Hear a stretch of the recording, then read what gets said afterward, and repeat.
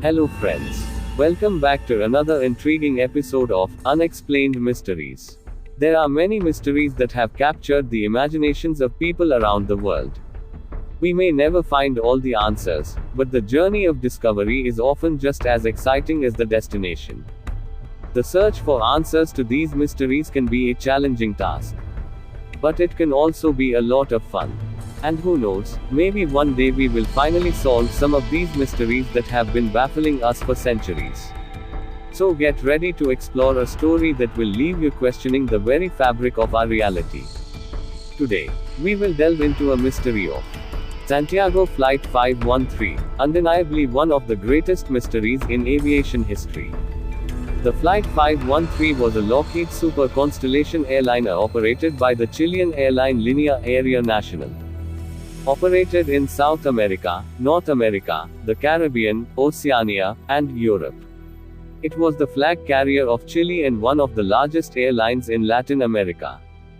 Picture this, friends. It's September 4, 1954.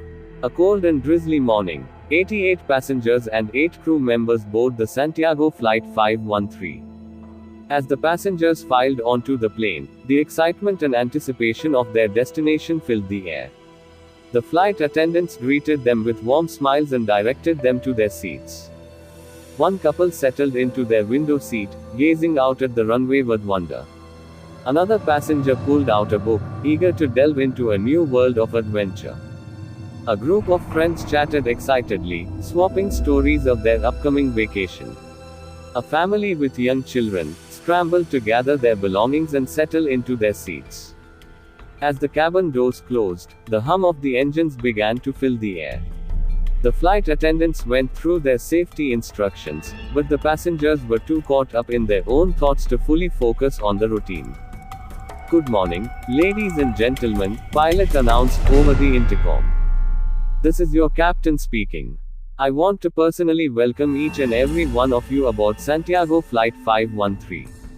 I know that flying can be nerve-wracking for some people, but we have a highly trained crew and state-of-the-art equipment to ensure a safe and smooth flight," the captain continued. "Our flight attendants are here to assist you in any way they can, so please don't hesitate to reach out to them if you need anything." The passengers breathed a sigh of relief, reassured by the captain's words. They appreciated his effort to put them at ease and felt more confident about the journey ahead. The plane began to taxi down the runway, building speed as it prepared for takeoff. The passengers held on tight, some closing their eyes while others peered out the window with wide-eyed curiosity. But just after a few minutes, as passengers were starting to get comfortable, the plane suddenly hit a patch of turbulence. The seatbelt sign illuminated, and the passengers gripped their armrests tightly. But little did they know that this would be a flight unlike any other. And what's exactly in store for them next? As the plane soared through the air, the flight crew kept in constant communication with the control room on the ground. The flight deck was buzzing with activity as the pilots worked to navigate the plane through changing weather patterns and air traffic. "Control, this is Flight 513. Requesting permission to change altitude," the pilot spoke into the headset. "Flight 513, this is control room. Please provide your desired altitude and reason for the request," came the response. The pilot consulted his instruments and then replied, "We are encountering turbulence at our current altitude and would like to climb to 38,000 feet. Copy that. Flight 513. You're cleared for altitude change," the control room responded. Few minutes later, in the control room, there was a sense of panic and confusion as the Flight 513 suddenly disappeared from radar. The air traffic controllers frantically searched for any sign of the aircraft, hoping to establish contact with the flight crew. "Flight 513, this is control room. Please respond. Flight 513, please respond," one of the air traffic controllers spoke into the headset, to no avail. As hours passed without any response, the control room began to mobilize a search and rescue effort. They alerted nearby airports and Coast Guard stations, dispatching helicopters and boats to scan the surrounding waters. The air traffic controllers pulled up the flight's data and flight plan, trying to piece together what had happened. They looked for any indications of mechanical failure or weather events that could have caused the plane to disappear. Meanwhile, family members of the passengers waited anxiously for news about their loved ones. They were directed to a designated area where they were provided with updates as the situation unfolded. Hours turned into days, and the search and rescue effort continued around the clock. The control room worked closely with investigators to piece together the events leading up to the plane's disappearance, but had not been able to find any traces of the plane or its passengers. The relatives of the passengers were left feeling angry, devastated, and hopeless. They had lost their loved ones without any explanation or closure. Over time, they tried to move on with their lives, but the pain and grief remained. As the years passed, the memory of the missing flight slowly started to fade away. Years turned into decades, and the world continued to change. New generations grew up without ever knowing about the missing flight, while the families of the passengers held on to their memories and refused to forget.